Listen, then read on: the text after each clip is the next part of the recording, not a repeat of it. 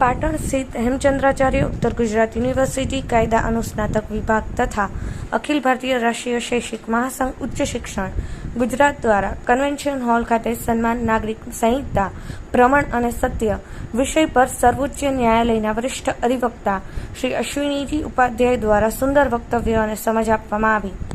આ પ્રસંગે જણાવાયું હતું કે ભારત વિવિધતાઓથી ભરેલો દેશ છે। જાતિ ધર્મના આધારે અલગ અલગ કાયદા જોવા મળે છે। આ કારણોસર દેશમાં લાંબા સમયથી સમાન નાગરિક સંહિતાની માંગ કરવામાં આવી છે। સમાન દીવાની કાયદાની જોગવાઈ ભારતીય બંધારણના ભાગ 4 રાજ્યનીતિના માર્ગદર્શક સિદ્ધાંતોમાં અનુચ્છેદ 44થી કરવામાં આવી છે, પરંતુ અત્યારે શિક્ષણ, ધર્મ, ભાષા સહિતની વિટંબણાઓમાં જો સમાન નાગરિક સંહિતા લાગુ કરવામાં આવે તો આ બધા રોગોની એક જ દવા છે। દેશની ઘણી બધી સમસ્યાઓનું નિરાકરણ આવી જાય। અમેરિકા, ચીન, જાપાન, સિંગાપોર, ફિનલેન્ડ સહિત ઘણા બધા દેશોમાં સમાન શિક્ષણ વ્યવસ્થા હોવાથી તેઓ પ્રગતિ કરી રહ્યા છે। તેમજ ભારતમાં પણ સૌને એક સમાન અભ્યાસક્રમ હોવો જોઈએ, ભલે તેની ભણવાની ભાષા જુદી હોય। સમાન નાગરિક સંહિતા દેશની વિવિધતાઓને એક કરશે, દેશની એકતા વધારવાનું પ્રેરક બળ બની રહેશે। તેનાથી જુદા જુદા ધર્મના લગ્નના કાયદાની જોગવાઈઓ એક રહેશે। મહિલાઓને સમાન સન્માન મળશે। કોઈ ધાર્મિકતાની આડમાં નાગરિકના મૂળભૂત હકનું હનન નહીં પરંતુ રક્ષણ થશે। તેમણે વધુમાં જણાવ્યું હતું કે સમાન નાગરિક સંહિતા ભારતીય સંવિધાનનો આત્મા છે। સંવિધાનનો મતલબ છે સૌના માટે એક વિધાન, પરંતુ દેશની આઝાદીના 75 વર્ષ બાદ પણ હિન્દુ માટે અલગ વિધાન, મુસ્લિમ માટે અલગ વિધાન, પારસી માટે અલગ વિધાન, ઈસાઈ માટે અલગ વિધાન, આમ પ્રત્યેક માટે અલગ વિધાન છે।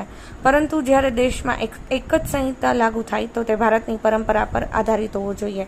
કાયદો એવો હોય જેનાથી વસુધૈવ કુટુંબકમની ભાવના વધે, નારી તું નારાયણની ભાવના વધે, બહેન બેટીનું સન્માન વધે, દેશની પ્રત્યેક બહેન બેટીની લગ્ન વ્યવસ્થા એક જ કાયદા અનુસાર રહે, તે પણ સન્માન મિલકત ધારણ કરનારી બને, વસિયતનો અધિકાર પ્રાપ્ત કરે અને કુર્તીઓ બંધ થાય, બાળ લગ્ન બંધ થશે, એક દેશ એક વિધાન બનશે તો બધા જ ધર્મના પર્સનલ લો પણ એક રહેશે।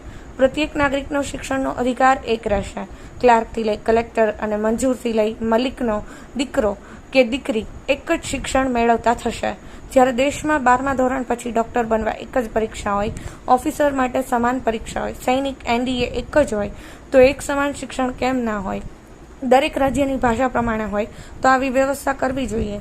આ પ્રસંગે યુનિવર્સિટીના કુલપતિ ડોક્ટર રોહિતભાઈ દેસાઈએ જણાવ્યું હતું કે દેશમાં નવી શિક્ષણ નીતિ લાગુ થઈ રહી છે, તેમ હવે જો નાગરિક સંહિતા પણ લાગુ થશે તો ભારતનો યુવા પોતાના અધિકારોને લઈ નિશ્ચિંત બનશે।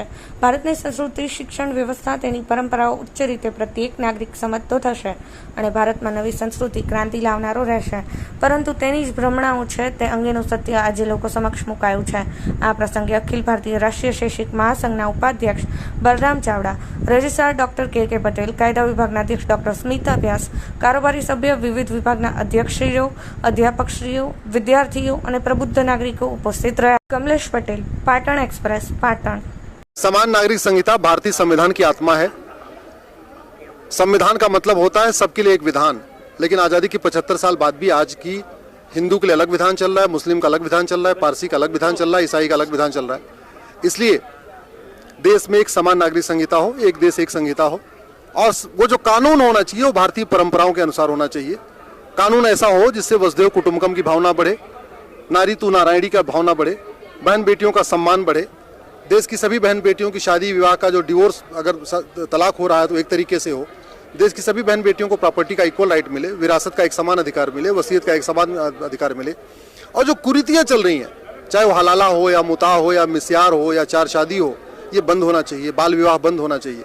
इसलिए मैं एक देश एक विधान के लिए जन जागरण कर रहा हूँ और आशा करता हूँ कि बहुत जल्दी ही देश में एक देश एक विधान होगा। जितने पर्सनल लॉ चल रहे हैं, चाहे वो हिंदू को हो या मुस्लिम का हो या पारसी का हो या ईसाई का हो, ये सब खत्म होगा और सबके लिए एक समान विधान जल्दी आएगा। समान शिक्षा बहुत ज़रूरी है। अभी जो वर्तमान शिक्षा है ये गरीब अमीर में भेदभाव पैदा कर रही है। मिडिल क्लास के बच्चे अलग किताब पढ़ते हैं, अपर क्लास के बच्चे अलग किताब पढ़ते हैं, जो गाँव में किसान मजदूर के बच्चे अलग किताब पढ़ते हैं। हमारा ये कहना है वन नेशन वन सिलेबस होना चाहिए, one nation one education board होना चाहिए। टीचर का बच्चा और शिक्षा मंत्री का बच्चा दोनों की एक किताब होना चाहिए। क्लर्क और कलेक्टर के बच्चे एक साथ पढ़ें, कप्तान और हवलदार के बच्चे एक साथ एक जैसी किताब पढ़ें। देश में मजदूर हो या मालिक, सबके बच्चों की एक किताब हो। इसलिए एक समान शिक्षा जरूरी है और संविधान भी यही कहता है। जब इस देश में सारे कॉम्पिटिटिव एग्जाम का कॉमन एग्जामिनेशन हो रहा है, सबका पेपर एक हो रहा है, तो सिलेबस भी सबका एक होना चाहिए। गुजरात वाले गुजराती में पढ़े, महाराष्ट्र वाले मराठी में पढ़े, यूपी बिहार वाले हिंदी में पढ़े, लेकिन सिलेबस और करिकुलम एक होना चाहिए। से હેમચંદ્રાચાર્ય ઉત્તર ગુજરાત યુનિવર્સિટીમાં લો ફેકલ્ટી અને અખિલ ભારતીય રાષ્ટ્રીય શૈક્ષિક મહાસંઘ ઉચ્ચ શિક્ષા વર્ગ અંતર્ગત એક વર્કશોપનું આયોજન કરવામાં આવેલું હતું.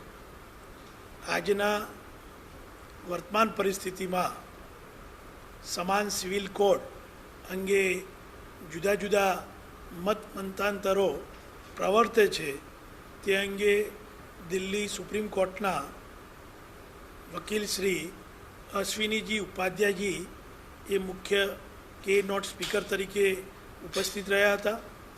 ત્યારે ભાવિ ઘડતરના સ્વરૂપમાં, યુવાનોના સ્વરૂપમાં ભારતને વિશ્વ ક્રાંતિ બનાવવા તરફમાં આ સમાન સિવિલ કોડનું મહત્ત્વ શું છે, આ સમાન સિવિલ કોડથી શિક્ષા પદ્ધતિમાં, લગ્ન પ્રથામાં અને ભારતીય સાંસ્કૃતિક વારસો કેવી રીતે જળવાઈ રહે અને ભારતીયતાઓની અલગ છાપ કેવી રીતે ઉપસી શકે અને નાગરિકતા પણ શું છે એ અંગેનો સ્પષ્ટ અને સચોટ વક્તવ્ય દ્વારા પાટણ શહેર અને ઉત્તર ગુજરાત યુનિવર્સિટીના લો ફેકલ્ટીના વિદ્યાર્થીઓ, યુનિવર્સિટીના હેડ ઓફ ધ ડિપાર્ટમેન્ટ, અધ્યાપક મિત્રો અને જુદા જુદા સંગઠનોના કાર્યકરો પણ ઉપસ્થિત રહી અને આ વર્કશોપને ખૂબ જ સુંદર રીતે માણ્યો અને સમાન સિવિલ કોડ અંગે ભારતમાં પ્રવર્તી રહેલી જે વિમર્શો છે એને યોગ્ય રીતે,